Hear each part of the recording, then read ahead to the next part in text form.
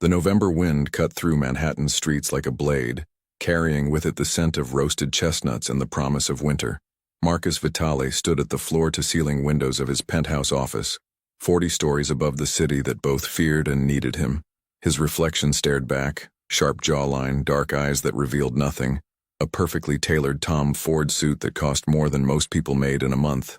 At 38, he'd built an empire from the ruins his father left behind, transforming the Vitale family from mere street enforcers into something far more sophisticated, far more dangerous. The shipment arrives Thursday. His consigliere, Vincent Romano, reported from across the mahogany desk. The Russians are getting nervous about the new distribution terms. Marcus didn't turn from the window. Below, millions of people rushed through their insignificant lives, unaware that men like him controlled the invisible threads that made their world function.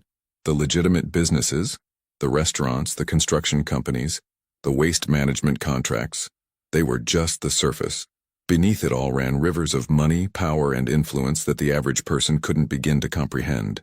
"Let them be nervous," Marcus said, his voice carrying the quiet authority of someone who'd never needed to shout. "Nervous people make careful decisions. Tell Dmitri we meet on my terms or we don't meet at all." Vincent nodded, making notes on his tablet. They'd worked together for 15 years since they were both young men hungry to prove themselves. Vincent was one of the few people Marcus trusted, a short list that had grown shorter with each passing year. "There's something else," Vincent continued, hesitation creeping into his voice. "Your sister called again. Maria wants you at Sunday dinner." Marcus's jaw tightened imperceptibly. Family. The word carried weight he preferred not to examine too closely.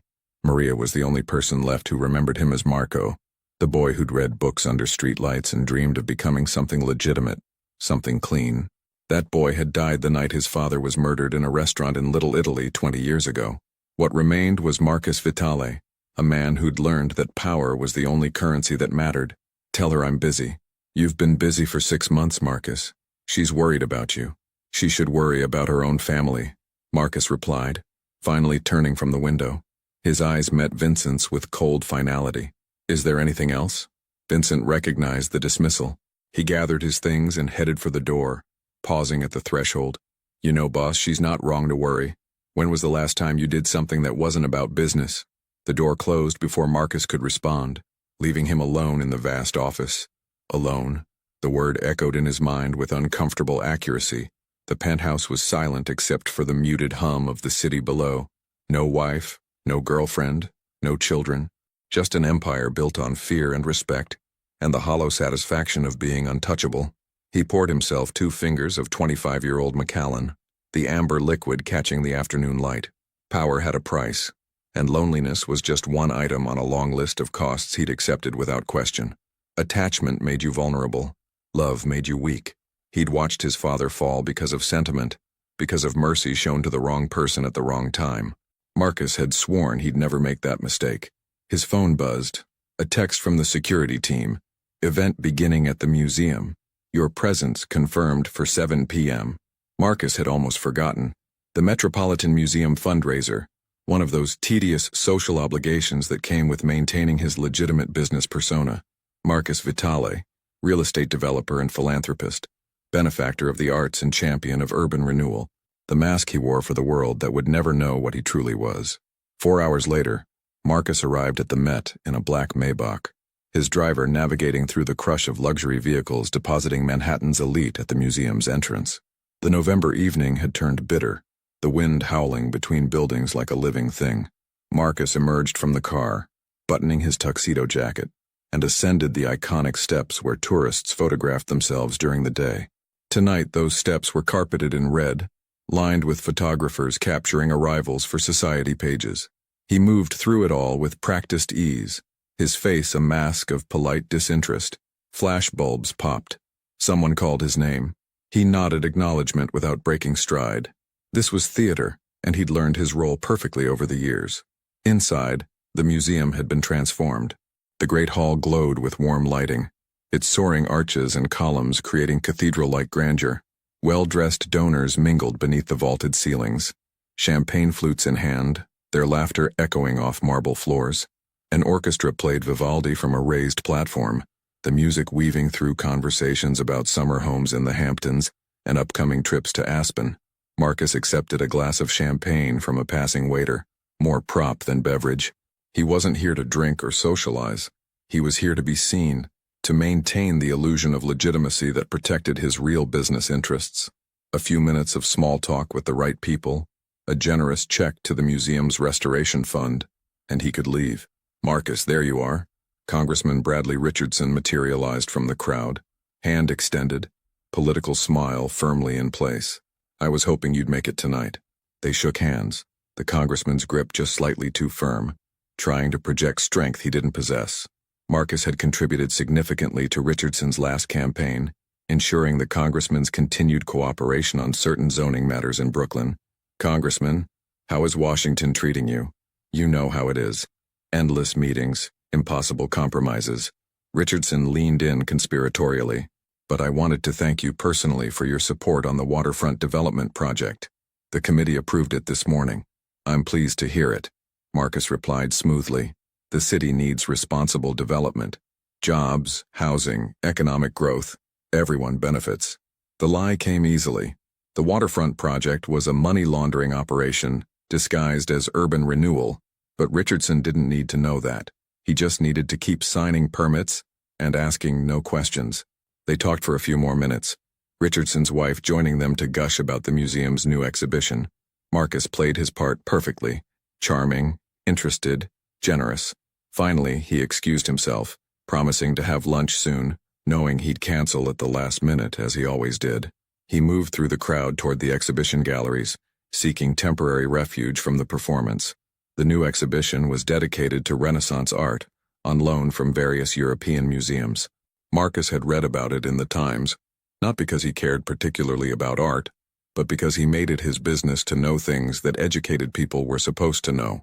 The gallery was quieter, only a handful of people studying the paintings. Marcus paused before a Caravaggio, its dramatic lighting and violent subject matter somehow fitting his mood. The painting depicted the beheading of John the Baptist, all shadow and blood, beauty and brutality intertwined. "It's interesting how he makes violence look almost holy, isn't it?"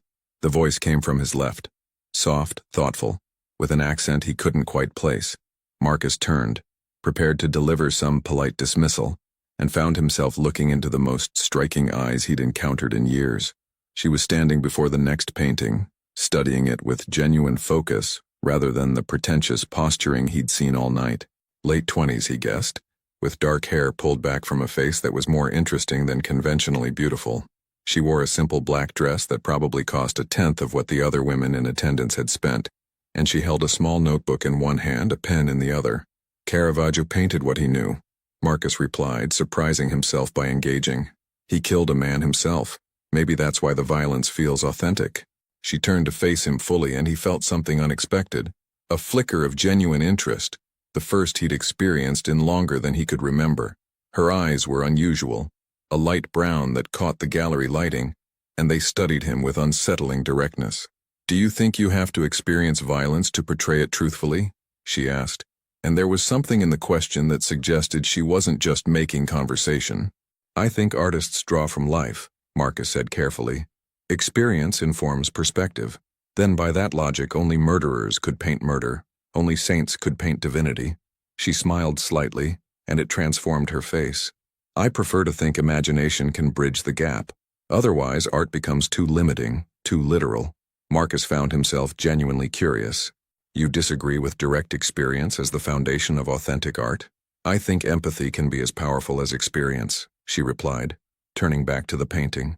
"The ability to feel what others feel, to inhabit lives we haven't lived. That's the real gift. Otherwise, we're all just trapped in our own narrow realities." There was something almost accusatory in her words, though her tone remained pleasant. Marcus felt unexpectedly defensive, as if she'd somehow seen through his carefully constructed facade to the isolation beneath. "That's an idealistic view," he said. "And yours is cynical," she countered, meeting his eyes again. "But cynicism is just disappointed idealism, isn't it? You believed once and something changed your mind." The observation hit closer than Marcus liked. He studied her more carefully, the way she held herself, the intelligence evident in her gaze, the absence of the simpering deference he usually encountered. She wasn't trying to impress him or flirt with him. She seemed genuinely interested in the conversation, in the ideas rather than the person expressing them. "You sound like you've given this considerable thought," Marcus said. "Are you an artist yourself?" "I teach art history," she replied. "At Columbia. I'm here researching for a paper on the relationship between artists' personal traumas and their work. The museum gave me special access to study some of the pieces up close." "So you're not part of the fundraiser circus outside?" She laughed, and the sound was unexpectedly genuine. "God, no. I couldn't afford a ticket to something like this. I'm just taking advantage of the distraction to work without crowds. Usually, there are school groups and tourists everywhere. Tonight it's wonderfully quiet." Marcus realized he was smiling. An actual smile, not the calculated expression he deployed for social situations. When was the last time someone had made him genuinely smile? "I'm Elena," she offered, not extending her hand but acknowledging the introduction with a small nod. "Elena Moretti." "Marcus," he replied, deliberately omitting his last name. For just a moment, he wanted to be just Marcus, not Marcus Vitale, with everything that name carried. "Well, Marcus, what brings you to the exhibition? You don't strike me as someone who wandered in accidentally." "Curiosity," he lied, "and a need to escape the crowd outside." "Ah, so you are part of the fundraiser circus." She said it without judgment, just observation. "Let me guess, donor, board member, or reluctant +1? Something like that." They stood in comfortable silence for a moment, both ostensibly studying the Caravaggio but acutely aware of each other's presence. Marcus tried to remember the last time he'd had a conversation that wasn't about business, wasn't transactional, wasn't part of the endless performance of his life. Years, probably. "Can I ask you something?" Elena said suddenly. "And I want an honest answer, not a polite one." Marcus raised an eyebrow. "That's a dangerous way to start a question. When you look at this painting, what do you actually feel? Not what you think you're supposed to feel. Not what art critics say you should feel. What hits you?" It was such a direct question, so unexpectedly personal, that Marcus almost deflected with a practiced non-answer, but something about her earnest expression, her genuine curiosity, made him pause and actually consider the question. He looked back at the Caravaggio, the stark lighting, the moment of violence frozen in time, the mixture of horror and inevitability in the scene. "Recognition," he said finally, the word emerging before he could stop it. "The understanding that violence is sometimes the only language that works. That beauty and brutality aren't opposites. They exist simultaneously in the same moment." Elena was quiet for a long beat, and Marcus wondered if he'd revealed too much, if she'd heard something dangerous in his words. When she spoke, her voice was softer. "That's the saddest answer I've ever heard to that question." "Sad? Because it means you've accepted violence as inevitable rather than seeing it as a failure of other options. It means you've stopped believing there's another way." Marcus felt something tighten in his chest. Anger, maybe, or defensiveness, or something he didn't want to name. "You don't know anything about me." "No," she agreed readily. "I don't. But I know that answer. I grew up in Naples, in a neighborhood where violence was the common language. I watched my father accept it as inevitable, watched him teach my brothers that strength meant being harder than everyone else, and I watched it destroy our family piece by piece until there was nothing left but anger and fear." Her honesty was disarming, almost weaponized in its directness. Marcus found himself caught between the impulse to walk away and the strange desire to keep talking to this woman, who somehow made him feel both exposed and understood. "Why are you telling me this?" he asked. "Because you looked at that painting and saw yourself," Elena replied simply. "And I thought maybe you should know that recognition isn't acceptance. You can see violence clearly without making peace with it." Before Marcus could respond, his phone vibrated insistently.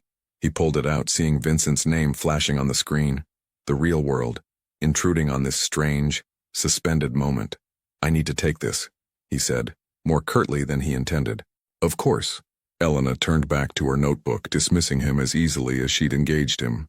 Marcus stepped into an alcove, answering on the third ring. "What?" "We've got a problem." Vincent's voice was tight with stress. "The Russians didn't wait for Thursday, they moved early. Hit one of our warehouses in Red Hook. Jimmy's dead and they took everything."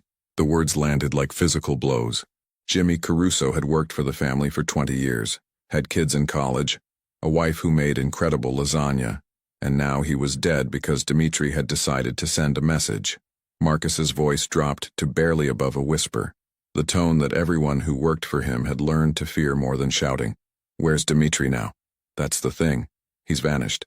None of his usual spots. None of his people are talking. He knew we'd retaliate." "Find him," Marcus commanded, his mind already calculating responses, consequences, the chess moves required to restore order. "Put everyone on it, and get me a location on his family. Mother, sister, anyone he gives a damn about. Boss, if we go after family, I don't care. He made this personal when he killed Jimmy. Find them." Marcus ended the call, standing in the alcove with his eyes closed, feeling the familiar cold clarity that came with violence settling over him. This was his world, not art exhibitions and philosophical conversations, but blood and retribution and the endless maintenance of power through fear. When he returned to the gallery, Elena was still there, still studying the paintings. She looked up as he approached, and something in her expression shifted. Not fear exactly, but a sudden wariness, as if she'd sensed the change in him. "Everything okay?" she asked. "Fine. Just business." The lie was automatic, and he saw she didn't believe it.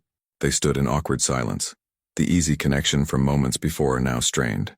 Marcus knew he should leave, should get back to handling the crisis, should never have allowed himself this distraction in the first place. "I should go," he said. "Of course." Elena's voice was neutral, but something flickered in her eyes. Disappointment, maybe, or relief. "It was nice to meet you, Marcus." He started to leave, made it 3 steps before stopping. Against every instinct, every rule he'd lived by for 20 years, he turned back. "Are you here often? Working on your research?" Elena looked surprised by the question. "Usually Tuesday and Thursday evenings, when the museum is open late." "Why?" "No reason, just curious." He left before she could respond, before he could do something even more foolish, like asking for her number or suggesting coffee. The cold night air hit him as he exited the museum, clearing his head. His driver pulled up immediately, and Marcus slid into the back seat, already pulling up messages on his phone, coordinating the response to the Russian incursion. But as the Maybach pulled away from the museum, carrying him back toward his world of violence and calculated cruelty, Marcus found his thoughts drifting back to the gallery, to a woman with honest eyes who'd seen something in him he'd thought long dead. It was dangerous. She was dangerous, not because of any threat she posed, but because of what she represented. A reminder that there were other ways to live, other conversations to have, other feelings beyond the cold calculation that governed his existence. He should forget her. He would forget her. But even as he made that decision, Marcus knew he was lying to himself, because Tuesday was only 4 days away, and he was already wondering if he could find an excuse to be at the museum when Elena Moretti was there, studying her paintings, believing in empathy and redemption, and other impossible things. The Maybach merged into Manhattan traffic, carrying Marcus Vitale toward the work that waited, the retribution that needed planning, the message that needed sending, the empire that demanded constant vigilance. His phone kept buzzing with updates, with questions, with the endless demands of power. But in the quiet space between heartbeats, he could still hear her voice. "Cynicism is just disappointed idealism. You believed once, and something changed your mind." Maybe she was right. Maybe there had been a version of him that believed in beauty without brutality, in connection without calculation. That boy who'd read books under streetlights and dreamed of something better. That boy was dead. Marcus had killed him himself years ago because weakness got you killed in his world. But as the city lights blurred past his window, Marcus felt something he hadn't experienced in longer than he could remember. Curiosity about what might happen if he allowed himself just once to reach for something that wasn't about power or control, or the endless maintenance of empire. It was foolish. It was dangerous. Tuesday arrived wrapped in the first real cold snap of the season, the kind of bitter November weather that made New Yorkers walk faster and talk less. Marcus stood in his office, staring at the same window where he'd stood 4 days ago, before everything had shifted in ways he was still trying to understand. The Russian situation had been handled. Dimitri's body was found in a shipping container in Newark, a message delivered with the brutal clarity that Marcus's world demanded. 2 of Dimitri's lieutenants had disappeared, and the rest had fallen in line, accepting new terms that heavily favored the Vitale family. It was efficient, final, and exactly the kind of decisive action that had built Marcus's reputation. So why did he feel nothing? Not satisfaction, not vindication, just the familiar emptiness that followed violence, slightly deeper than before. "You've been staring at nothing for 10 minutes. Vincent observed from the doorway. That's not like you. Marcus didn't turn. Just thinking. About the museum fundraiser? Vincent's tone was carefully neutral, but Marcus heard the question beneath the question. Why would I be thinking about that? Because you've checked your watch 6 times in the last hour, and it's Tuesday evening. And because you've been distracted since Saturday night, which is also not like you. Marcus finally turned, meeting Vincent's knowing gaze. They'd worked together too long for deception to be effective. I met someone. Someone dangerous? Potentially. Vincent crossed his arms, leaning against the doorframe. Does this someone know who you are? What you are? No. She thinks I'm just another donor with too much money and not enough to do with it. She, Vincent repeated, something like concern crossing his features. Marcus, you know the rules about civilians, especially now, with the Russians still unstable and the feds sniffing around the waterfront project. I know the rules, Marcus replied sharply. I wrote half of them. Then you also know that curiosity is a luxury you can't afford. People close to you become targets. She becomes a target. The truth of it settled over Marcus like a familiar coat. This was exactly why he'd maintained his isolation for years, why his bed was occupied only by women who understood the transaction, who asked no questions and expected nothing beyond a night. Attachment was vulnerability, and vulnerability got people killed. I'm not going to see her, Marcus said, the words tasting like ash. Vincent studied him for a long moment. But you want to. It doesn't matter what I want, doesn't it? Vincent's voice softened slightly. Your sister calls me now, you know, because you won't answer her calls. She tells me about Sunday dinners where your chair stays empty, about nieces and nephews who barely know their uncle, about how she's watched you turn into someone even your own family doesn't recognize. This isn't about Maria. No, it's about you choosing to be alone because it's safer than being human. Vincent pushed off the doorframe. I've stood by you for 15 years, Marcus. Watched you build this empire, make the hard calls, do what needed to be done. But I've also watched you disappear into it. Maybe this woman, whoever she is, maybe she's a reminder that there's still something left worth protecting inside you. The words hung in the air between them. Marcus wanted to argue, to dismiss Vincent's concern as sentiment, but he couldn't find the words, because Vincent was right. The empire was everything he'd built, everything he'd sacrificed for, and it had left him standing in an empty penthouse, counting down hours until he could see a woman whose name he shouldn't even remember. The museum closes at 9, Marcus said quietly. I'll be back by 10. Vincent nodded slowly. Take Paolo with you. And Marcus, be careful, not just with security, with yourself. The Metropolitan Museum at 7 p.m. on a Tuesday was a different world from the fundraiser's glittering chaos. Marcus entered through a side entrance, bypassing the main hall, where sparse crowds of actual art lovers wandered the galleries. He'd donated enough over the years that the staff knew his face, greeted him with respectful nods, asked no questions about his unannounced visits. Paolo, his head of security, followed at a discreet distance, close enough to respond to threats, far enough to maintain the illusion of privacy. The man was a ghost when he needed to be, which was why Marcus trusted him with his life. The Renaissance gallery was quiet, only a handful of people studying the paintings under soft lighting.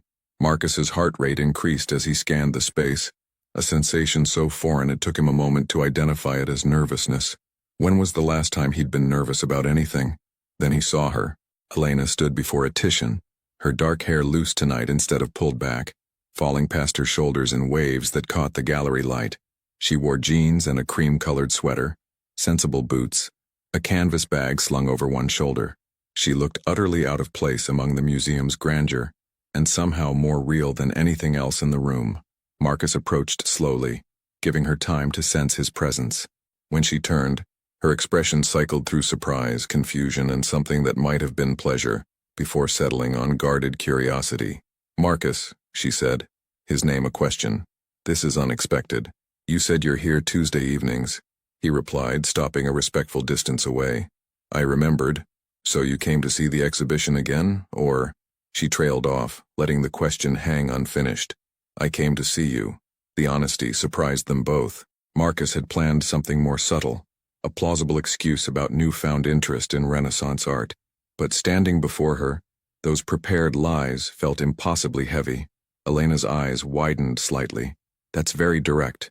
Would you prefer I pretended otherwise? I'd prefer to understand why a man who can barely remember to remove his Rolex before handling priceless art would come back to see a graduate student he met for 10 minutes. Marcus glanced down at his watch, a Patek Philippe actually worth more than her yearly salary, and felt oddly caught out. You're observant. It's my job to notice details. She gestured to the painting behind her. Context informs interpretation, and the context here is that you're either genuinely interested in continuing our conversation, or you're interested in something else entirely. What if it's both? Elena studied him with unsettling directness, and Marcus felt exposed in a way that had nothing to do with physical danger. She was reading him the way she read paintings, looking for the truth beneath the surface composition. Okay, she said finally. Let's continue the conversation then. What did you think about after you left Saturday night? The question was disarming in its straightforwardness. Marcus found himself wanting to lie, to deflect, to maintain the carefully constructed distance he kept between himself and everyone else. Instead, he answered truthfully. I thought about what you said, about cynicism being disappointed idealism, and I wondered if you were right, if there was a version of me that believed in better things before the world taught me otherwise. Elena's expression softened almost imperceptibly. Past tense? You think that person is gone? I know he is. I don't believe that. She turned back to the Titian, and Marcus found himself moving closer, standing beside her, both of them facing the painting. People don't disappear, Marcus. They just bury parts of themselves they think are too vulnerable to survive. But buried doesn't mean dead. That's optimistic. That's experience, Elena corrected. I've seen people come back from places they thought were permanent. My oldest brother, he went down a dark path, got involved with the wrong people in Naples. Everyone said he was lost, that the violence had consumed him, but he found his way back. It wasn't easy, and he's still working on it, but he's alive in ways that matter. Marcus absorbed this, feeling something uncomfortable shift in his chest. What made him change? His daughter. Elena smiled slightly, a private memory.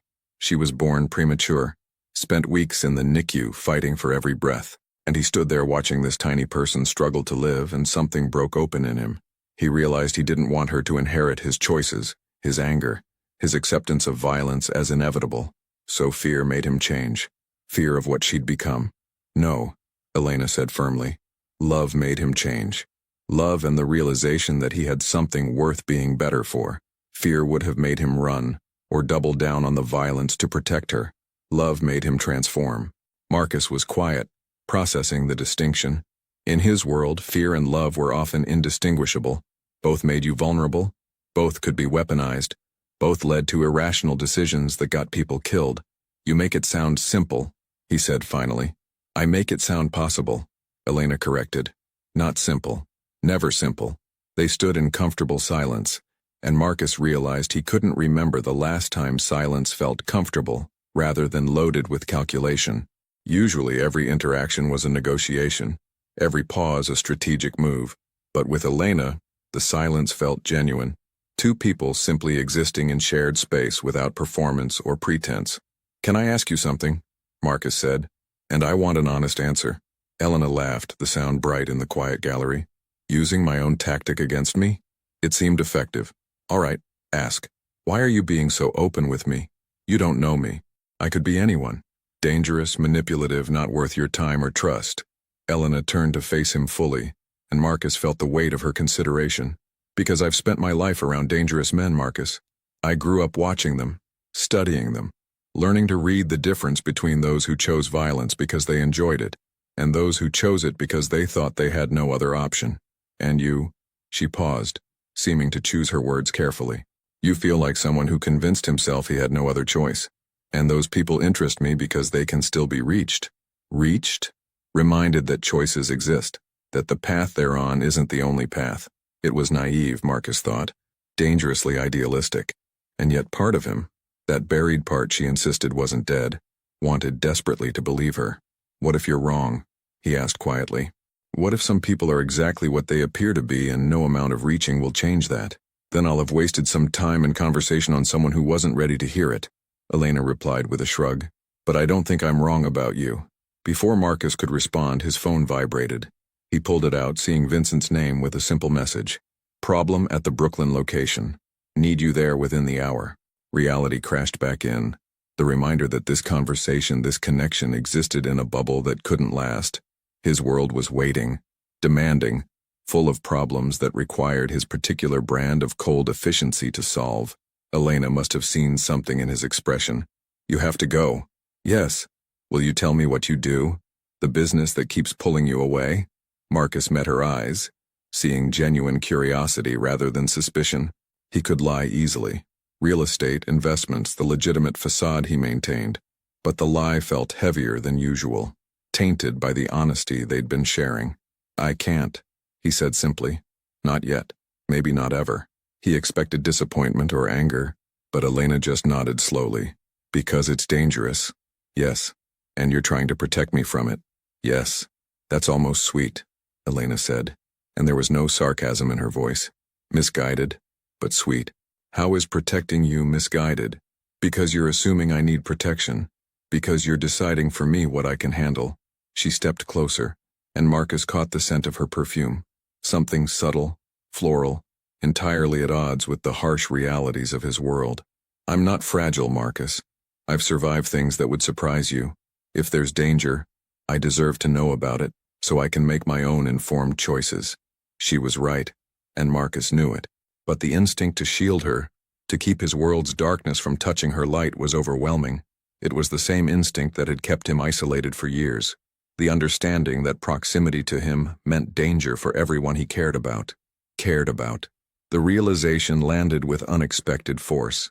After 2 conversations, he cared about this woman's safety, her opinion, her presence in his life. It was reckless and dangerous, and exactly what Vincent had warned him against.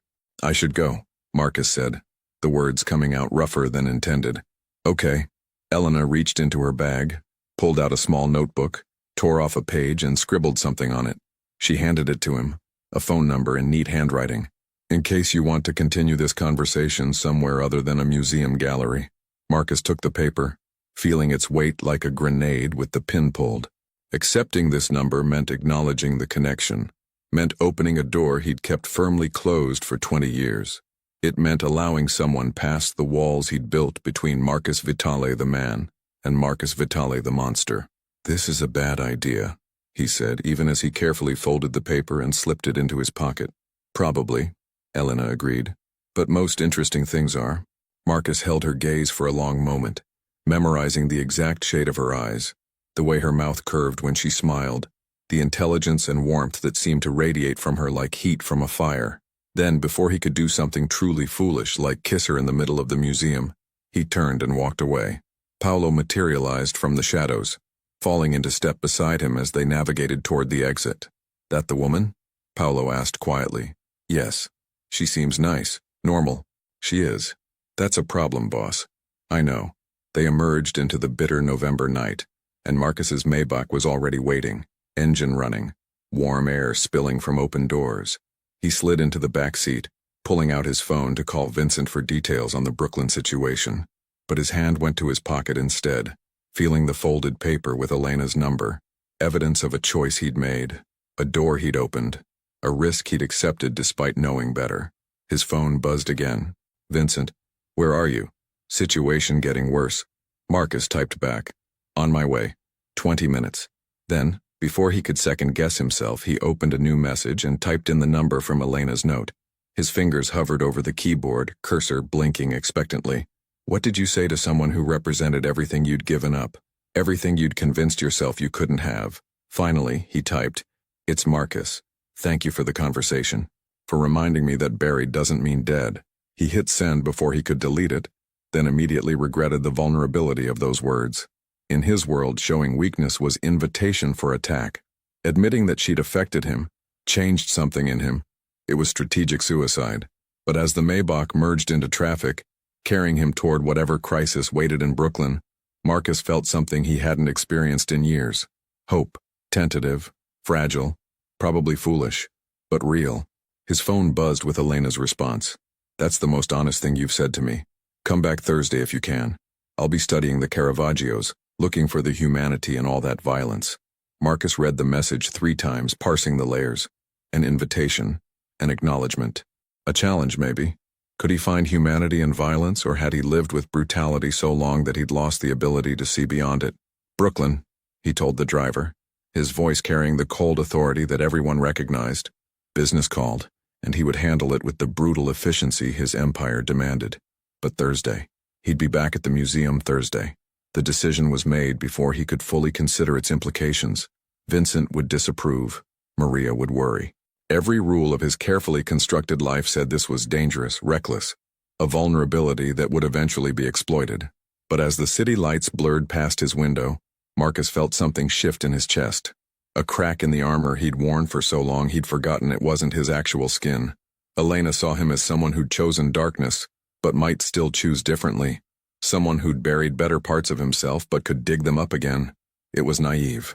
It was impossible.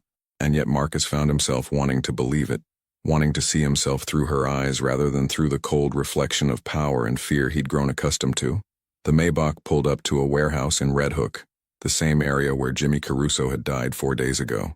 Vincent was waiting outside, flanked by 6 men, all wearing expressions that meant trouble. Marcus emerged from the car, and immediately the Marcus Vitale who'd stood in a museum gallery talking about art and idealism disappeared. In his place stood the underboss, the strategist, the man who'd built an empire on calculated cruelty.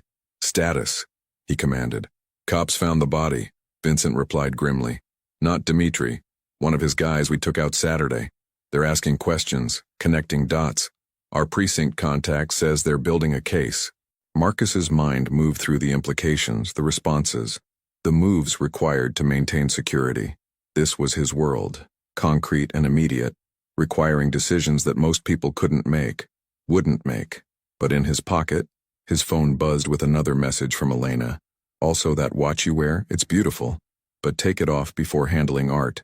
Some things are too valuable to risk, even accidentally." Marcus almost smiled. There in the darkness of a Brooklyn warehouse, surrounded by violence and consequence.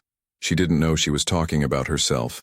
Too valuable to risk, too precious to expose to the reality of who he was and what he did. But he'd risk it anyway, because for the first time in 20 years, Marcus Vitale wanted something more than power. He wanted to be seen as human. Thursday evening arrived with unseasonable warmth, as if November had briefly forgotten itself. Marcus stood before his bathroom mirror, adjusting his tie for the 3rd time, a nervous gesture he couldn't remember making since he was a teenager, preparing for his first date. The parallel wasn't lost on him, and it irritated him that at 38, with an empire at his command and men who feared his name, he was anxious about seeing a woman who taught art history and believed in redemption. His reflection stared back, and Marcus saw what Elena would see. Expensive suit, careful grooming, the physical presentation of success and control. What she wouldn't see, what he needed to keep hidden, was the blood on his hands from Tuesday night's cleanup. The 3 men currently in a hospital under guard because they'd gotten careless. The federal investigation that was circling closer every day. "You're making a mistake," he told his reflection. The face that looked back offered no argument. His phone buzzed. "Vincent, the lawyer says the witness changed his story. We're clear on the Brooklyn situation for now." Marcus typed back. "Good. I'll be unavailable for the next few hours." Vincent's response came immediately. "The museum again?" "Yes. Be careful, Marcus. The feds have been asking about your movements. If they connect you to her." Marcus didn't respond. He knew the risks. Every strategic bone in his body screamed that he should stop this now, before it developed into something that could be weaponized against him. But something else, that buried part Elena insisted was still alive, pushed him toward the door. The Metropolitan Museum felt different tonight. Marcus couldn't pinpoint why at first as he moved through the Great Hall toward the Renaissance galleries. Then he realized he was arriving not as an obligation or a cover, but because he wanted to be here, because someone was waiting who saw him as Marcus, not as the Vitale name with all its weight and danger. Elena was exactly where she said she'd be, standing before Caravaggio's The Denial of St. Peter, her notebook open, completely absorbed in her study. She wore a deep green dress tonight, simple but striking, her hair pulled back to reveal the elegant line of her neck. Marcus paused at the gallery entrance, taking a moment to simply observe her, the way she tilted her head when considering something, the small crease between her brows that indicated deep concentration, the unconscious grace in how she moved. Paolo had taken position near the gallery's far entrance. invisible to casual observation but ready to respond to any threat. Marcus had insisted on minimal security tonight. Just Paolo, not the usual complement of guards. Another risk, another choice that prioritized normalcy over safety. Elena must have sensed his presence because she turned, and her face transformed with a smile that hit Marcus somewhere in his chest. Genuine pleasure, unguarded, and warm. When was the last time someone had looked at him that way? "You came," she said, as if there had been any doubt. "I said I would." Marcus moved closer, stopping beside her to face the Caravaggio. "Tell me what you see." Elena's smile deepened. "Direct. I like that." She gestured to the painting. "This is Peter denying Christ 3 times before the crucifixion." Caravaggio captures the exact moment of Peter's greatest failure, his cowardice, his humanity, his inability to stand by his convictions when faced with real danger. That's a harsh interpretation. Is it? Look at his face. The shame, the fear, the realization that he's becoming exactly what he swore he'd never be. Elena's voice was soft, thoughtful. "I think that's why Caravaggio painted it so powerfully, because he understood that kind of betrayal intimately. Not just betraying others, but betraying yourself, the person you thought you were." Marcus studied the painting with new attention. Peter's face was indeed twisted with emotion. Fear, shame, the horrible recognition of his own weakness. It was uncomfortably familiar, like looking at a mirror that showed not his face but his soul.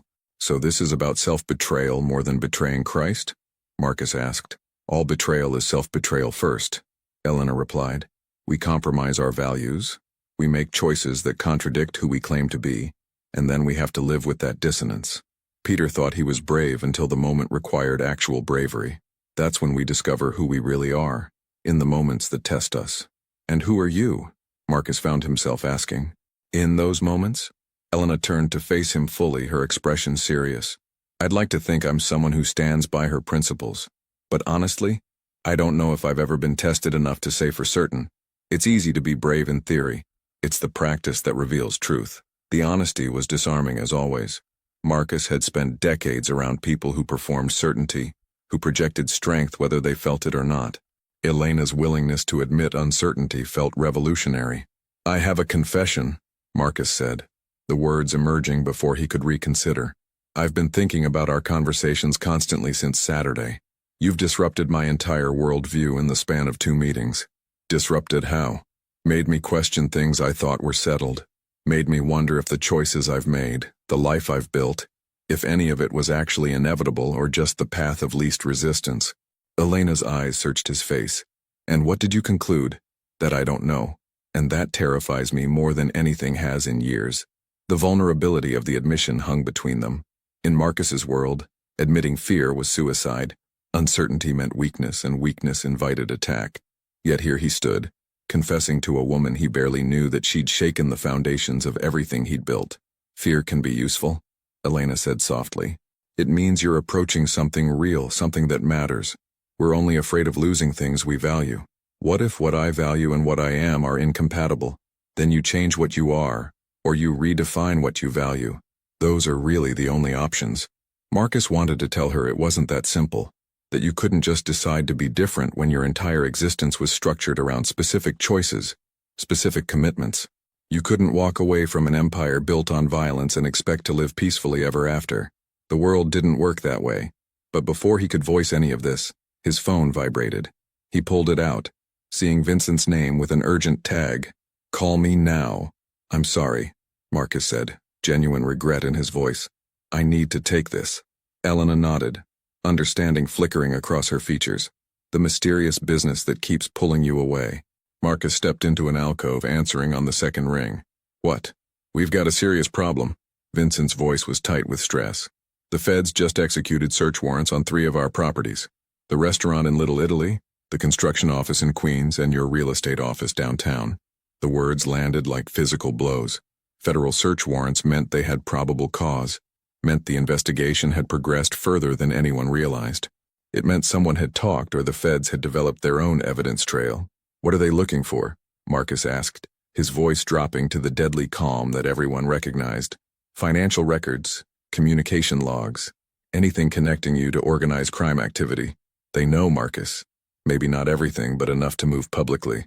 Marcus's mind raced through implications, calculating damage control, assessing vulnerabilities. Have they found anything? Not yet. The lawyers are there, but boss, they wouldn't move like this without solid evidence already in hand.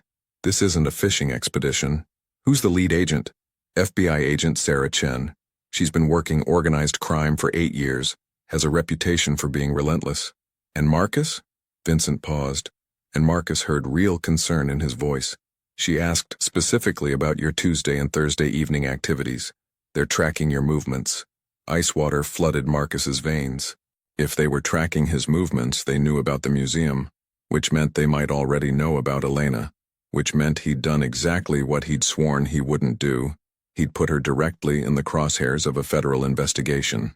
I'm on my way, Marcus said, already moving toward the gallery exit. Boss, wait. There's something else. Agent Chen mentioned a witness. Someone from inside our organization who's cooperating. We don't know who yet. A traitor. Someone close enough to provide evidence that would justify federal warrants. Marcus's mind automatically cycled through possibilities, running through everyone who had access to sensitive information, weighing loyalties against opportunities. Find out who, Marcus commanded.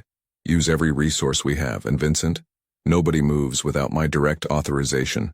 No retribution, no cleanup, nothing until we know exactly what we're dealing with. He ended the call and stood in the alcove for a long moment, forcing his breathing to steady, his mind to clear. When he returned to the gallery, Elena was waiting, concern evident in her expression. You look like you just received very bad news, she observed. I did. Marcus hesitated, weighing truth against protection, honesty against strategic necessity. Elena, I need to tell you something, but first, I need you to understand that I never wanted you involved in any of this. Her eyes widened slightly. Involved in what? Before Marcus could answer, he saw movement at the gallery's far entrance. Not Paolo, his security chief was signaling urgently, a gesture that meant immediate danger. Marcus's instincts, honed by years of violence, screamed warnings. Then he saw them. 3 men, moving with purpose through the gallery, spreading out information. Not tourists, not art lovers. They moved like professionals, like people comfortable with violence, like people who'd come with specific intent. Elena, Marcus said quietly, his entire demeanor shifting into something colder, harder. I need you to walk very calmly toward the exit behind you. Don't run, don't look back, just walk out of the gallery. What? Marcus, what's happening? Please, he said, and something in his voice, the absolute authority, the underlying threat, made her move.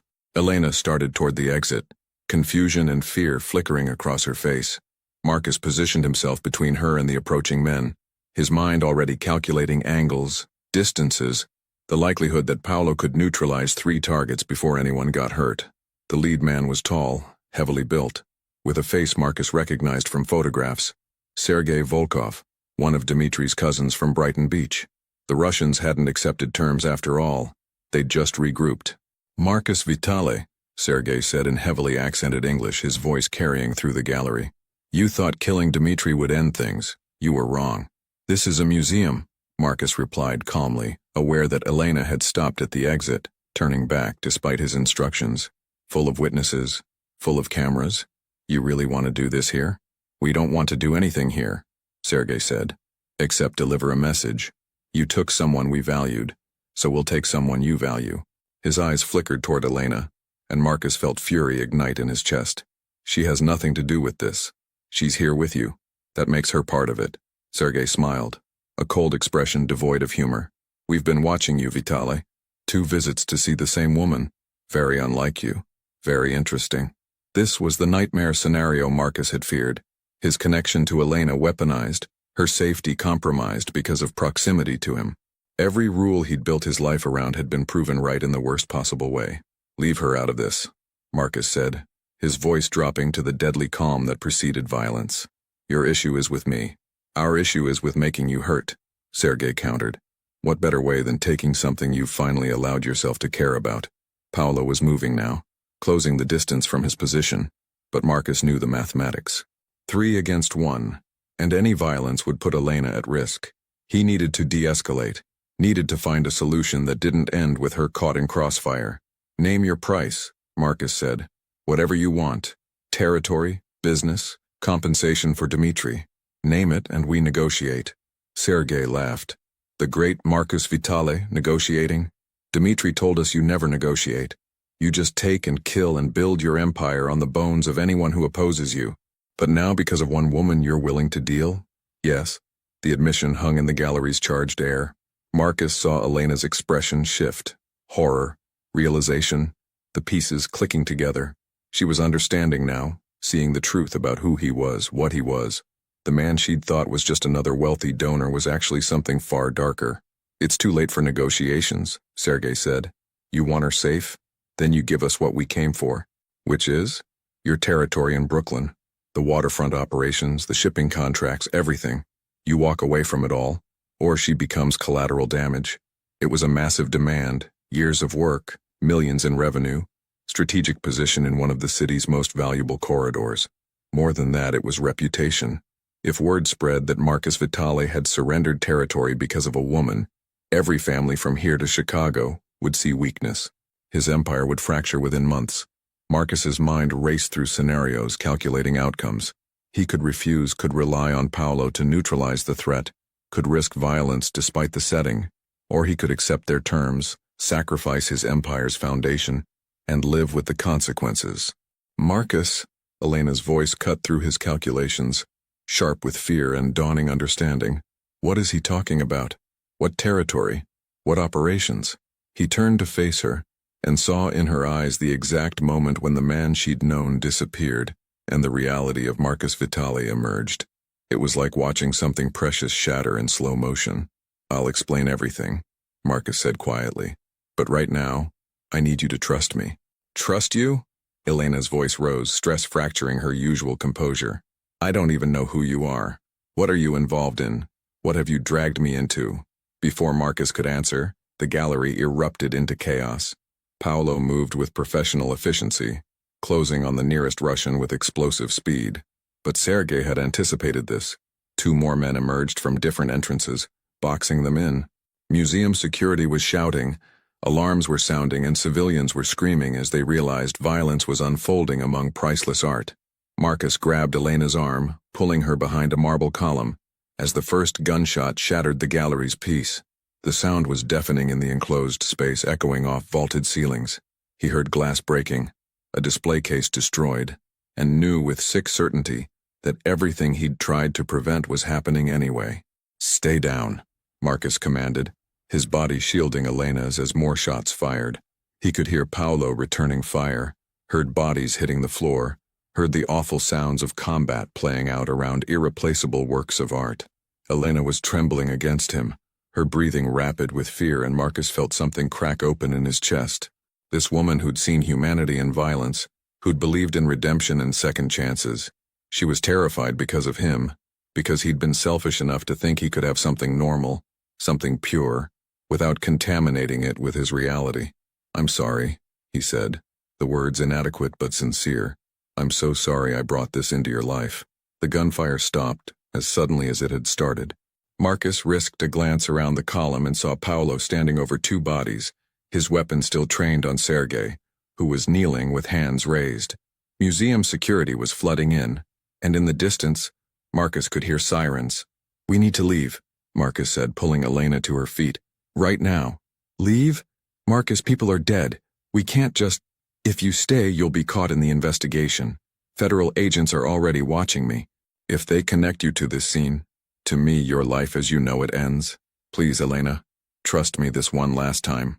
He saw the conflict in her eyes, the desire to do the right thing warring with the instinct to survive, to escape this nightmare she'd been dragged into.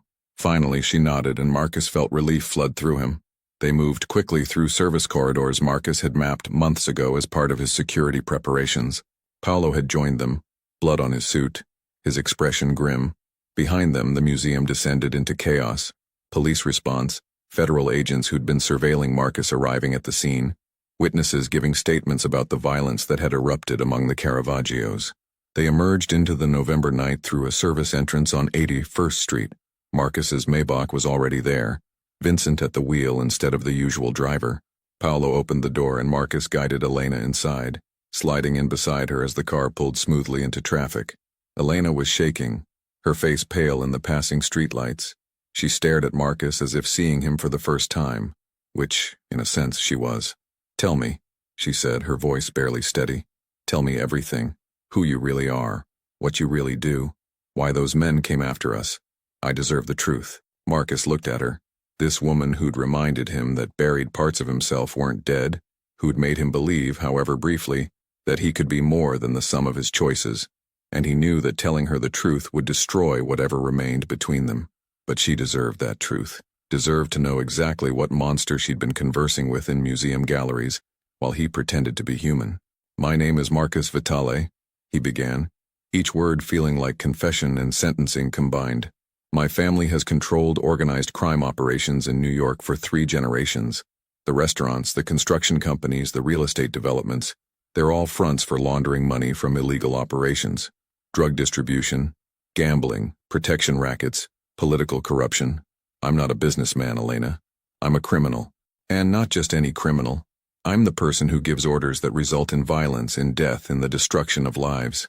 Elena's face remained impassive, but Marcus saw her hands clutching her bag with white-knuckled intensity. "How many people have you killed? Directly? 3. Indirectly, through orders I've given? More than I can count. And those men at the museum? The Russians? Retaliation for a hit I ordered last week. A man named Dmitri who tried to steal from us. I had him executed, and his family came after me through you, because they've been watching me, because they saw that I'd finally allowed myself to care about someone, and they knew that was a vulnerability they could exploit." The silence in the car was suffocating. Vincent kept his eyes on the road. Paolo stared out the window, and Elena looked at Marcus like he was a stranger, which he was, really. The Marcus she'd known had been a performance, a carefully constructed fiction. This was the truth, ugly and unadorned. "So everything," Elena said slowly, "every conversation we had, every moment in those galleries, it was all built on lies." "No," Marcus said firmly. "Everything I said to you was true. My thoughts about the paintings, my admissions about cynicism and buried parts of myself, that was real, Elena. More real than anything I've allowed myself in years. But you were using me, getting close to me while hiding who you actually are. I was trying to be someone different when I was with you. Someone better. That's not how it works." Elena's voice finally broke, anger and fear spilling out. "You don't get to compartmentalize yourself into the good Marcus who likes art and the bad Marcus who orders executions. You're one person, and that person is a criminal who put my life at risk because you were too selfish to stay away." Every word landed like a physical blow, because every word was true.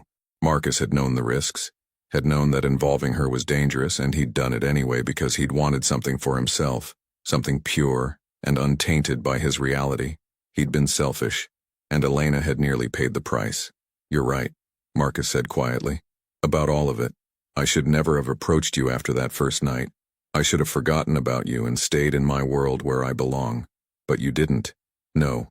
Because you made me believe, however briefly, that I could be more than what I'd become, that those buried parts you talked about, they could be recovered, reclaimed, given life again. It was stupid and selfish and wrong, but it was also the most human I've felt in 20 years. Elena turned away, staring out the window at Manhattan passing by, the city that held both their lives, their drastically different realities now colliding in the worst possible way. "Where are you taking me?" she asked. "Somewhere safe," Marcus replied. "Until we know the full extent of the threat, until the Russians are dealt with, you can't go back to your apartment or your routine. They know who you are now, Elena. They'll use you to get to me if they have the chance. So I'm a prisoner? You're protected." "Protected," Elena repeated bitterly. "Is that what you call it when you upend someone's entire life? Strip away their sense of safety and force them into hiding because of your choices?" Marcus had no answer. She was right about this too. Every accusation she leveled was justified, and he had no defense except the inadequate truth that he'd genuinely cared about her, had wanted something real despite knowing he had no right to want anything beyond his empire. The Maybach pulled up to a building in Tribeca, one of Marcus's properties, a secure apartment he maintained for situations exactly like this. The building had 24-hour security, controlled access, and sightlines Paolo had personally vetted. "This is one of my buildings," Marcus explained as they exited the car. "The penthouse apartment is secure, fully stocked, and completely private. You'll be safe here." Elena followed him into the building's lobby, through security protocols into a private elevator that required a key card to operate. The silence between them was heavy with everything unsaid, everything broken beyond repair. The penthouse was exactly as Marcus remembered, modern, impersonal, designed for function rather than comfort. Floor-to-ceiling windows overlooked the Hudson River, the New Jersey waterline glittering in the distance. It was beautiful and cold, much like Marcus's life. "There's food in the kitchen, clothes in the bedroom closet that should fit approximately," Marcus said, falling into operational mode because it was easier than facing Elena's pain. "Paolo will be stationed outside, and Vincent will coordinate additional security. You won't be alone, but you also won't be able to leave until we're certain the threat is neutralized." "How long?" Elena asked, her voice small. "I don't know. Days, maybe weeks. However long it takes to end this." "End it how?" Marcus met her eyes, and he didn't flinch from the truth. "However I need to. These are dangerous people, Elena. They won't stop coming after you just because I ask nicely. They'll need to be eliminated or convinced through force that you're not a viable target." "You mean you're going to kill them?" "If that's what's required, yes." Elena sank onto the apartment's sofa, her face in her hands. When she looked up, tears tracked down her cheeks. The first show of vulnerability since the museum. "I teach art history, Marcus. I spend my days discussing Renaissance techniques and the evolution of perspective in painting. My biggest problem before tonight was whether my dissertation advisor would approve my thesis outline. And now I'm sitting in a criminal's penthouse, under guard, while he plans to murder people because of me." Marcus knelt before her, careful not to touch her but needing her to see his face, to hear the sincerity in his words. "Not because of you, because of me, because I made choices that put you in danger. You're an innocent person caught in the crossfire of my life, my decisions, my failures.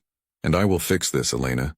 Whatever it costs, whatever I have to do, I will make sure you're safe and able to return to your life." "Will you?" Elena asked, and her eyes held a challenge. "Or will you use this as justification for more violence, more death, more of the same patterns you've lived by for 20 years? You said I disrupted your worldview. You said I made you question your choices. But when faced with actual crisis, you reverted immediately to what you know. Threats, violence, elimination of problems through force. Nothing changed, Marcus. You just wanted to believe it had." The words cut deeper than any accusation about his criminality, because they struck at the heart of his self-deception. Elena was right. When faced with real threat, he hadn't chosen differently. He'd become exactly what he'd always been. A man who solved problems through violence, who protected what he valued by destroying what threatened it. "I don't know how to be different," Marcus admitted, the confession costing him. "This is what I know. This is what I'm good at." "Then maybe you should stop pretending you're capable of being anything else," Elena said, exhaustion evident in every word. "Maybe you should accept that you're exactly what you appear to be, and stop torturing yourself with fantasies of redemption that you're not actually willing to work toward." She stood, moving toward the bedroom, pausing at the door to look back. "Thank you for protecting me tonight, for getting me out of the museum, for bringing me somewhere safe. I mean that sincerely. But don't mistake my gratitude for forgiveness, and don't convince yourself that you did this for me. You did it because losing me would mean facing who you really are without any illusions left, and that terrifies you more than any Russian mobster ever could." The bedroom door closed, leaving Marcus alone in the living room with truths he'd spent 20 years avoiding. She'd seen through him with perfect clarity, the self-deception, the compartmentalization, the desperate hope that he could be two people simultaneously. But you couldn't be both the man who discussed art and idealism, and the man who ordered executions. You couldn't have genuine human connection while building your life on violence and fear. Marcus pulled out his phone, looking at his reflection in its dark screen. Who was looking back? Marcus Vitale, the underboss who'd built an empire, or Marco, the boy who'd read books under streetlights and dreamed of something better? The answer was obvious. That boy was dead. Elena had been wrong about buried parts being recoverable. Some things, once killed, stayed dead. His phone buzzed with messages from Vincent. "The feds are at the museum. They know you were there. Agent Chen is asking for you by name. We need to talk strategy." Marcus typed back, "Give me an hour. Then we'll handle everything." Everything. The Russians who'd threatened Elena, the federal investigation closing in, the witness betraying him from inside his organization, the empire that demanded constant vigilance and violent defense. He looked toward the bedroom where Elena was, separated from him by more than just a door. She represented everything he couldn't have, shouldn't have wanted, and had damaged through his selfish desire to pretend he could be someone different. Vincent had been right weeks ago. Curiosity was a luxury Marcus couldn't afford. Attachment was vulnerability, and tonight had proven exactly why he'd spent 20 years alone. But standing in that cold penthouse with the woman who'd disrupted his entire worldview crying in the next room, Marcus felt something he'd thought long dead stirring in his chest. Not hope exactly, but something related. The desperate, irrational belief that maybe it wasn't too late. Maybe he could still choose differently, be different, find a way to protect Elena, while also becoming someone worthy of having known her. It was naive. It was impossible. But as Marcus stared out at the Manhattan skyline, at the empire he'd built stretching out below him in steel and glass and shadow, he made a decision. Not to change who he was. That was too large, too impossible. But to end this threat in a way that didn't just rely on violence. To show Elena that he'd heard her, that her words had landed, that he was at least capable of trying to be more than what he'd always been. It would probably fail. He would probably revert to what he knew, to what worked, to the brutal efficiency that had built his empire. But he had to try, because Elena Moretti had seen something in him worth reaching for, and even if she never forgave him, even if this ended with her walking away forever, Marcus needed to prove, if only to himself, that she hadn't been completely wrong. The storm was here, violent and destructive and threatening everything. How he navigated it would determine not just Elena's fate, but his own. And for the first time in 20 years, Marcus Vitale wasn't certain how the story would end. The Friday morning sun cut through the penthouse windows with brutal clarity, illuminating a night's worth of discarded coffee cups and strategic planning documents spread across Marcus's dining table. He hadn't slept. Between coordinating security for Elena, managing the federal investigation's fallout, and planning his response to the Russian threat, there simply hadn't been time. Vincent sat across from him, exhaustion evident in the shadows under his eyes. Paolo stood by the windows, watching the street below with professional vigilance. They'd been working through scenarios for hours, and none of them ended well. "The witness is Tommy Marchetti," Vincent said, sliding a photograph across the table. "Agent Chen's people confirmed it an hour ago. He's been cooperating for 3 months, feeding them information about our financial operations." Marcus studied the photo. Tommy, who'd worked in their Brooklyn operations for 15 years, whose daughter's wedding Marcus had attended last summer. The betrayal stung more than it should have. He'd learned long ago not to trust anyone completely, but Tommy had seemed solid, loyal, part of the family. "Why?" Marcus asked. His son got arrested on federal drug charges. Chen offered to make it disappear if Tommy cooperated. He chose his kid over the family. Marcus understood the choice, even as he calculated its consequences. Family loyalty versus organizational loyalty, the eternal conflict that had destroyed more operations than federal investigations ever could. If he'd been in Tommy's position, with Maria's freedom at stake, what would he have chosen?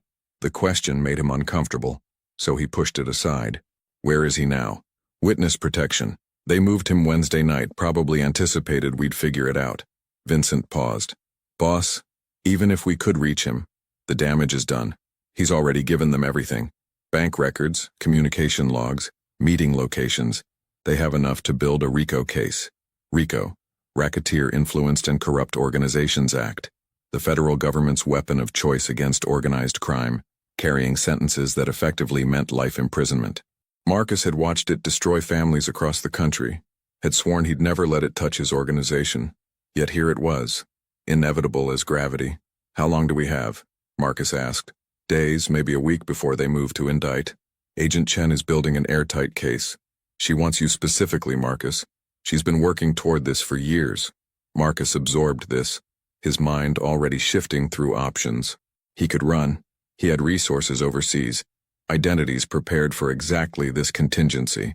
But running meant abandoning everything, meant admitting defeat, meant proving that the empire he'd built was nothing more than a house of cards waiting to collapse. "And the Russians?" he asked, changing subjects. "Sergei survived the museum," Paolo reported from his position by the window. "2 of his men didn't. He's gone to ground. But our sources say the Brighton Beach organization is fracturing. Some want revenge, others want peace. There's opportunity there if we move carefully." Marcus considered this. The museum shootout had changed the dynamics. Public violence, federal attention. Witnesses and cameras documenting everything. The old rules about keeping business private had been shattered. Both his organization and the Russians were now operating in full view of law enforcement. Set up a meeting, Marcus decided. Neutral ground, maximum security. Tell them I'm prepared to negotiate terms that benefit everyone. We can't afford a war, not with the feds watching every move. Vincent's eyebrows rose. You're actually going to negotiate? Since when does Marcus Vitale negotiate? Since I realized that Elena was right, Marcus replied quietly. Violence is a failure of other options, and I've been failing for 20 years. The words hung in the morning air. Vincent and Paolo exchanged glances, uncertainty evident on both faces. This wasn't the Marcus Vitale they knew, the man who responded to threats with overwhelming force, who negotiated from positions of absolute strength or not at all.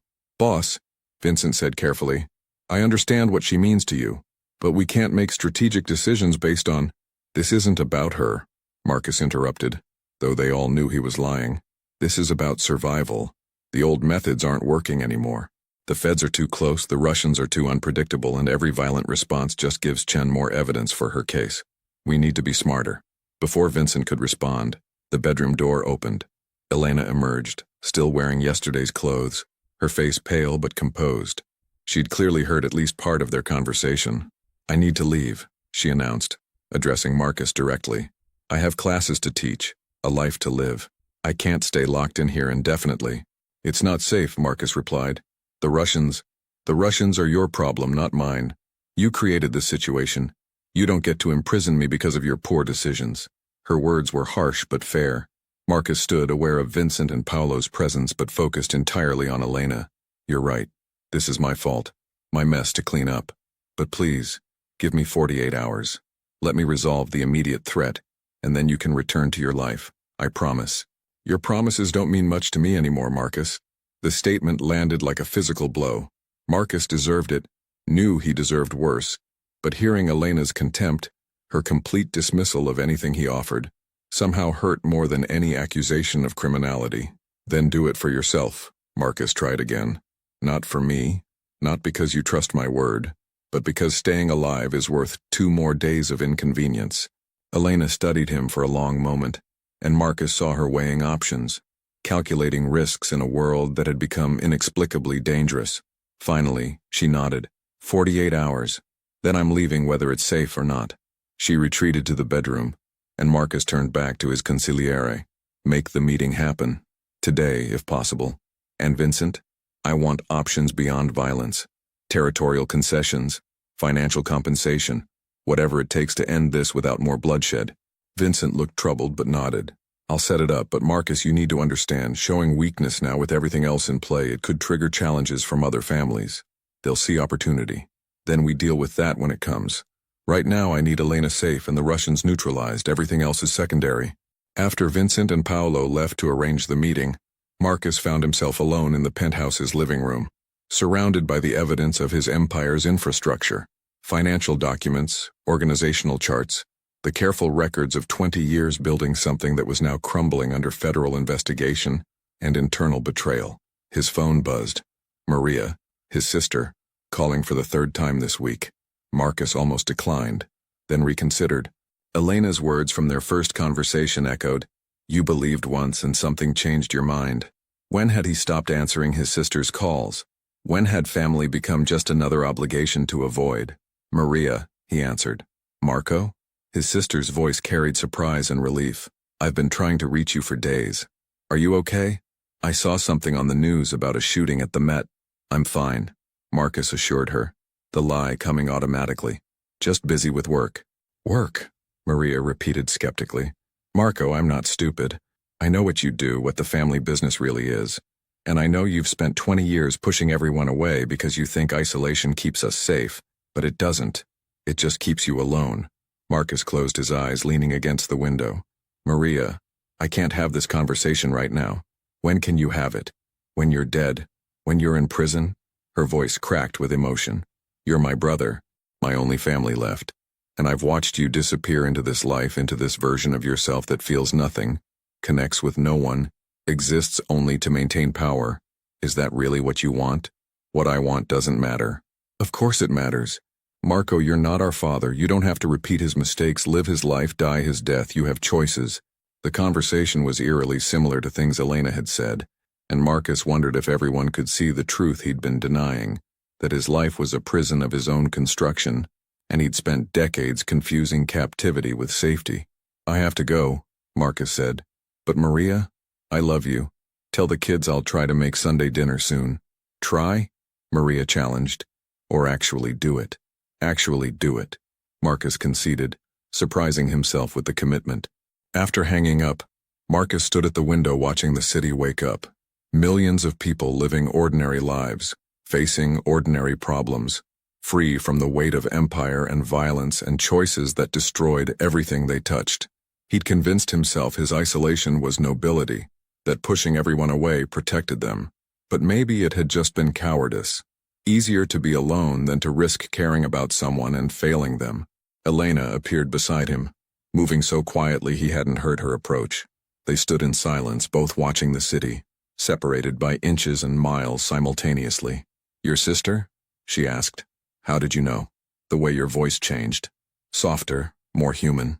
It's the same way you sounded that first night in the museum before you got that phone call and remembered who you're supposed to be.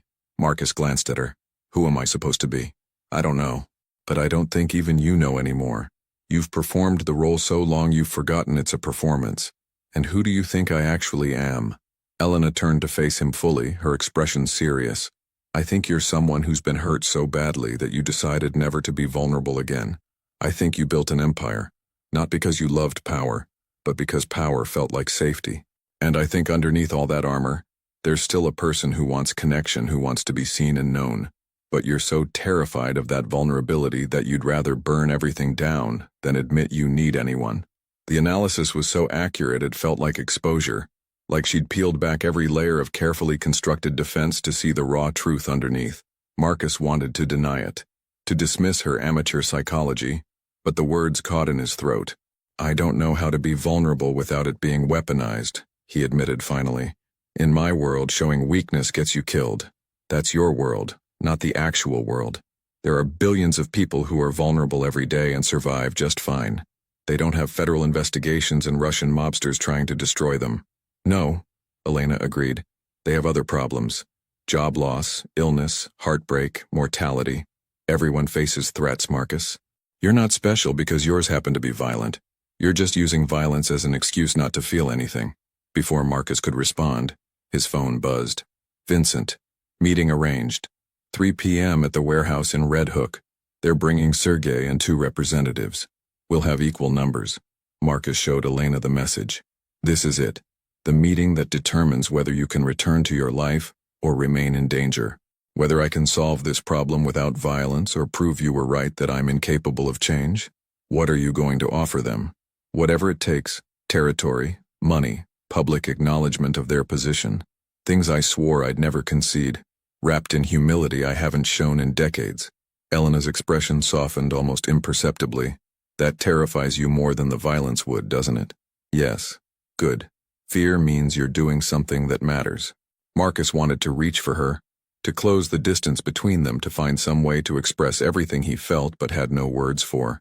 Instead, he just nodded, accepting her wisdom like absolution he didn't deserve. If this goes wrong, Marcus said. If I don't come back, don't, Elena interrupted. Don't make me listen to your contingency plans or your apologies or your regrets. Just go to your meeting. Try to be someone better than who you've been and come back so we can figure out what happens next. What do you think happens next? Elena's smile was sad. Honestly, I don't know. Part of me knows I should walk away, never see you again, pretend these last few days never happened. But another part, the part that saw something worth reaching for in that museum gallery, that part wants to believe you're capable of actual change. That the man who discussed Caravaggio and admitted his cynicism is still in there somewhere, fighting to emerge. And if he's not, if I'm exactly what I appear to be, then I'll walk away, and you'll have your empire, your isolation, your perfectly maintained prison, and we'll both spend the rest of our lives wondering what might have been different if you'd been brave enough to try. The words settled between them like a challenge and a promise simultaneously. Marcus understood the stakes, not just his life or his empire, but the possibility of something real, something beyond power and violence, and the cold satisfaction of control. At 2:30 p.m., Marcus prepared to leave for the meeting. He wore no body armor, carried no weapon, deliberate choices that Vincent had argued against strenuously. But Marcus wanted the Russians to see him as something other than the violent enforcer they expected. He wanted them to see someone willing to be vulnerable, willing to negotiate, willing to choose peace over dominance. Elena watched him prepare from the living room doorway. "Be careful. I will. And Marcus?" She paused, seeming to gather courage. "Come back. Not just alive, but actually back. Don't let them turn you into the version of yourself you've been hiding from." Marcus held her gaze, seeing in her eyes the same desperate hope he felt. That change was possible, that choices mattered, that it wasn't too late to become someone different. "I'll try. Trying is all anyone can do." The warehouse in Red Hook was exactly as Marcus remembered. Vast, abandoned, perfect neutral territory for meetings that required privacy. Vincent and Paolo flanked him as they entered, their presence reassuring even as Marcus committed to negotiation over violence. Sergei waited in the center of the space, his face bruised from the museum confrontation, flanked by two large men whose body language screamed professional muscle. The Russian looked surprised to see Marcus approaching without visible weapons, without the usual overwhelming force. "Vitale," Sergei said cautiously. "You came." "I came to talk," Marcus replied, stopping 10 feet away. "To end this conflict before more people die, before we both lose everything to federal investigations and mutually assured destruction. You're offering peace? I'm offering partnership, a renegotiation of territory and terms that benefits everyone. You want Brooklyn? Take it. You want increased revenue share from the waterfront? Done. You want public acknowledgement that the Volkov family is a legitimate power? You have it." Sergei's eyes narrowed with suspicion. "Why? What's the cost?" "The cost is you leave Elena Moretti alone.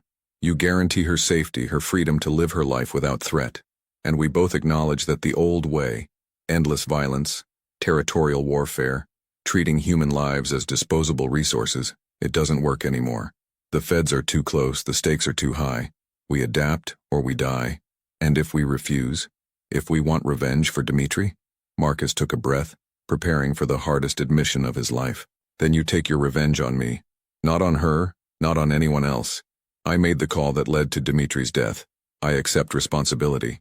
If blood is required, let it be mine." The warehouse fell silent. Vincent shifted uncomfortably beside him, clearly wanting to intervene, to pull Marcus back from the edge of this sacrifice. But Marcus held Sergei's gaze, letting the Russian see his sincerity, his willingness to pay the price his choices had demanded. "You would die for her?" Sergei asked, genuine curiosity in his voice. "For a woman you barely know?" "I would die to prove I'm capable of choosing differently than I have for 20 years. Whether that's for her, for myself, or for some version of honor I thought long dead, it doesn't matter. The offer stands." Sergei studied him for a long moment, then did something unexpected. He laughed. Not cruel mockery, but genuine amusement mixed with something that might have been respect. "You know what Dmitri's mistake was?" Sergei asked. "He thought you were just another ambitious criminal, no different from any other. But you're not. You're a man who's been at war with himself, and that makes you far more dangerous, and far more interesting." "So?" Marcus pressed. "Do we have terms?" "We have terms," Sergei agreed. "Brooklyn is ours. Waterfront revenue splits 60-40 in our favor, and the woman lives her life untouched. But Vitale, this isn't mercy. This is recognition that the world is changing, and adaptation is survival. You understood that. Most don't until it's too late." Relief flooded through Marcus, though he kept his expression neutral. "Then we're agreed." They didn't shake hands. That would come later, after lawyers and formal documents. But they nodded, acknowledging the terms, the new reality, the choice both had made to survive rather than destroy. As Marcus left the warehouse, Vincent finally spoke. "That was the most terrifying negotiation I've ever witnessed. You offered yourself up like a sacrifice. Would you have done differently if it was your family at risk?" Vincent was quiet, then shook his head. "No, I suppose I wouldn't." Back at the penthouse, Elena was waiting by the windows, tension evident in her posture. When Marcus entered, she turned, her eyes searching his face for answers before he could speak. "It's done," Marcus said. "The threat is ended. You can return to your life." Elena's expression cycled through relief, confusion, and something Marcus couldn't quite identify. Just like that? Just like that. Territory conceded, terms negotiated, your safety guaranteed. Everything Elena Moretti wants to be. Free, safe, untouched by my world, you can be. And what about what Marcus Vitale wants to be? The question hung between them, loaded with implications. Marcus had no answer, because he didn't know anymore. The man who'd entered that warehouse willing to die for principle was someone he didn't fully recognize. The empire he'd built suddenly felt less important than the possibility of something real. I don't know, Marcus admitted, but I know I can't keep living the way I have been. Whether that means finding a way out of this life or finding a way to be human within it, I don't have answers. Just questions and the desperate hope that it's not too late to become someone worth knowing. Elena crossed the distance between them, stopping close enough that Marcus could see the flecks of gold in her eyes. It's not too late. Change is always possible, but you have to want it more than you want safety, more than you want power, more than you want the comfortable numbness you've lived in for 20 years. I want it, Marcus said quietly. I want to be someone you could actually trust, actually care about, actually build something real with. I just don't know if that's possible. Then we figure it out together, Elena replied. One choice at a time, one day at a time, until the person you are matches the person you want to be. Marcus felt something shift in his chest.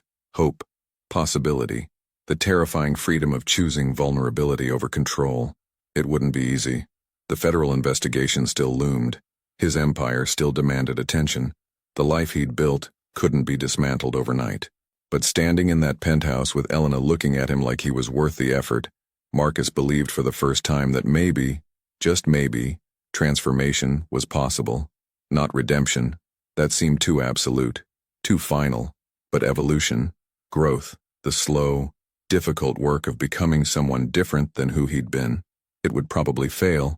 The odds were against them.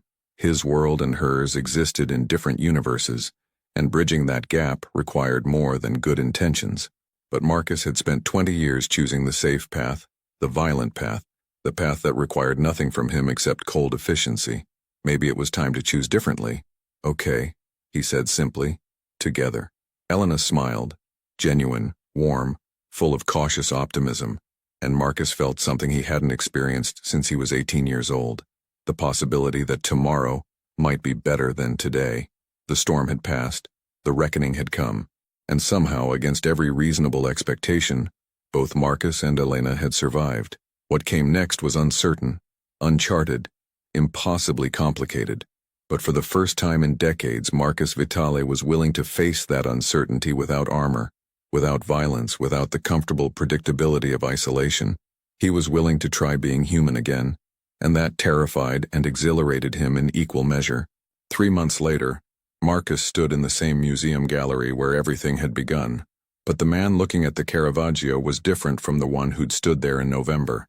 The federal investigation had ended with a plea bargain, testimony against higher-level corruption in exchange for immunity on most charges. His empire was dismantled, restructured into legitimate businesses that no longer required violence to maintain. It wasn't redemption, but it was transformation. Elena appeared beside him, her hand finding his naturally now without hesitation. They'd spent these months navigating the impossible space between their worlds, her teaching him that vulnerability wasn't weakness, him showing her that change, however difficult, was always possible. What do you see now? She asked, gesturing to the painting that had sparked their first real conversation. Marcus studied the Caravaggio, the violence, the humanity, the complicated truth of both existing simultaneously. I see that beauty and brutality aren't opposites, but I also see that we choose which one defines us. I spent 20 years letting brutality define me because it felt safer. Now I'm choosing differently. And how does that feel? Terrifying, Marcus admitted, but also real. More real than anything I've felt in years. Elena smiled, squeezing his hand. My dissertation advisor wants to meet you. Apparently, a former crime boss teaching ethics classes at Columbia is newsworthy. Former, Marcus repeated, still getting used to the word. Think they'll let me use Caravaggio as my first lesson? Artist and murderer creating beauty despite violence. I think that's exactly the kind of complexity students need to understand. That people aren't just one thing. That our worst choices don't have to define our final story. They stood together in comfortable silence. Two people who shouldn't have worked but somehow did. Marcus's phone buzzed. Maria, confirming Sunday dinner. A normal text, a normal life, something he'd never thought possible. Ready? Elena asked. For what? For whatever comes next. Building something real, facing uncertainty together, choosing humanity over control every single day.